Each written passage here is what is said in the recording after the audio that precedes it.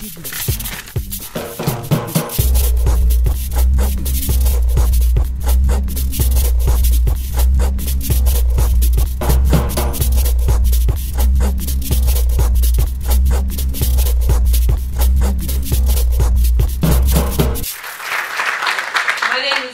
Rosenberg, and I'm artist-in-residence here for Live from the New York Public Library.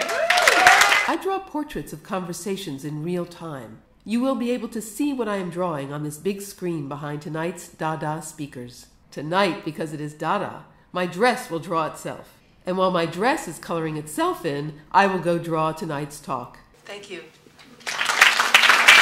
My name, as you know, is Mark Twain, and I am dead. I promise you, I was Dada first. But really, I don't want to say that I've been Dada before anybody else, because I really don't want to get into a fight with Andrei Codrescu, who has written a book. His book is entitled The Posthuman Dada Guide, Tzara and Lenin Play Chess. Then there's Henry Alford. He has written a book entitled How to Live. I personally thought that's something you just did, but no. Then there's my book. It is a new book by a dead author entitled Who is Mark Twain by Mark Twain himself. Tonight we also have Max Rada. Tomorrow at 11 a.m. he will be mending and repairing with money on Wall Street, because everything is better with money. Welcome, Andrei Codrescu and Henry Alford.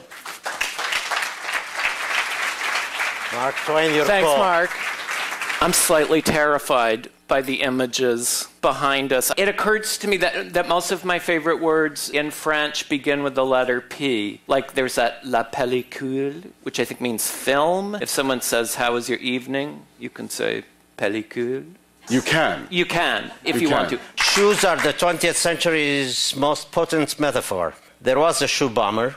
Remember him? Yes, intimately. There were riots in Pakistan, riots because of Islamic script written on the bottom of Nike sneakers. In Egypt and even in New York, guests must take off their shoes at the door. So to walk in shoes is sort of an essential act of civilized humans. So I'm quite amazed. I bring up the subject of shoes, and you have something to say about it. Well, they're fundamental, you know. I mean, what is between your shoes and your hat? Maybe a few other things. A few other things, like a heart that beats faintly.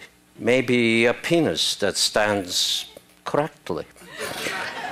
This is what we have in America. We have God, money, and penis. In February 1909, F.T. Marinetti's Futurist Manifesto was published in Le Figaro, and it proclaimed, we want to demolish museums and libraries. Let the arsonists with charred fingers come. Heap up the fire to the shelves of the libraries. The Italian futurists had no patience at all. They wanted something even faster than FedEx and Google. They wanted fire. Yeah, the fact that people can now Google information is really helping to erode old folks' status in society as the keepers of institutional wisdom. You may not go ask your grandparents about such and such a thing if you can bang it out on Google. Remember that. Remember Granny the next time you Google. I actually plan on never Googling again. Do you have a granny, Paul? No, I killed her by Googling. And then came Tristan Tzara, daddy of Dada, who 7 years later in 1916 proclaimed Dada is against the future. What does your book, How to Live, tell us about the future? It's a very rosy future. It's flowery and delightful, whereas Andrei's might be slightly darker. I'm interested in what were some of the personal lives of the Dadaists, because it strikes me that you invite Dada to the party, but you don't marry Dada. Right? That it's a very exciting, vivid, woo, approach to life, but wow, what kind of a personal life does one have when one is lining urinals with fur or bursting into poems simultanees or any of these rather exciting forms of communication? Well, you know, that's a matter of choice and how long do you plan to keep your body. And my meat body. Yes. A dedicated Dadaist, which is a kind of contradiction in terms, you would just spend it quickly and you would not make it past your 29th birthday. I mean, there's no reason to. Right.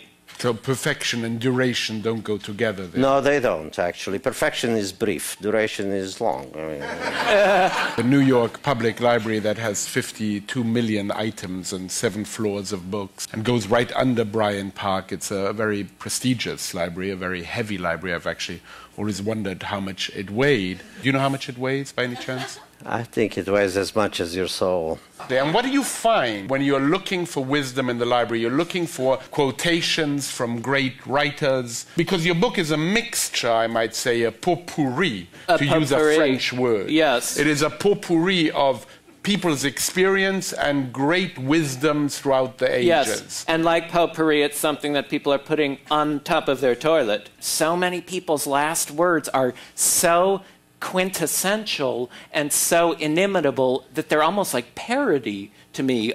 You know, famously, Oscar Wilde died in a Parisian flop house and said, either the wallpaper goes or I do. Yeah. It's the first assignment I give my students is to write an epitaph every morning, because you don't know whether you're going to die that day or not, and then eventually you'll have a collection of epitaphs. Did you see this? This is pretty good. I like it. What's on your epitaph for the moment? See you later. I've taught a seminar from 3 to 6 in the afternoon, and my students get very hungry. So I had them write poem on fruit. They ate their last words. Oh, right, because there's one theory that holds that Dada is the sarcastic, yeah, yeah. That's no fucking theory. That's just what... That's a good point. Dada, yeah, say something about the origin of Dada. In the end, it's all Dada.